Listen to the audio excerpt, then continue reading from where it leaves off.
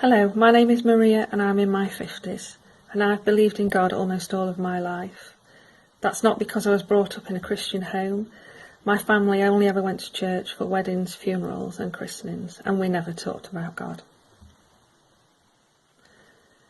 I remember praying vividly in the playground when I was around 5 years old, asking God to help me. Through various Christian friends, I was able to dip in and out of Sunday school and youth club until we moved to a rural location. At that point, I joined the church village choir, and I remember seeing a man in the congregation who looked so different from all the other worshippers. He had a contented glow about him, and I wanted to be like him. At the age of 16, I went to a worship service with the vicar, his wife, and their son. It was a bishop speaking and leading the service. By now, I was looking at horoscopes every day and starting to feel quite anxious and scared about evil things.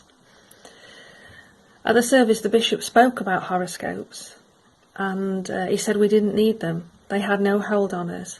And if we really meant to let go of those things, we needed to say our confirmation vows again. And I'm just going to read out what those confirmation vows are, and this is what I said with all my heart. Do you reject the devil and all rebellion against God?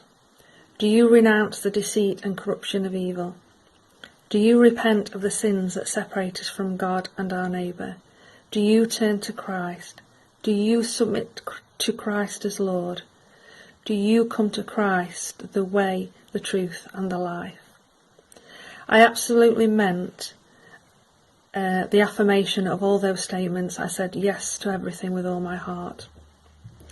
A year later, I found a church with a large group of young people, and I was home. My faith is not a crutch. I have been through some incredibly difficult times in my life. I have suffered depression, mental ill health. I've been by the side of my mum, who's gone through cancer 3 times, and she died last year.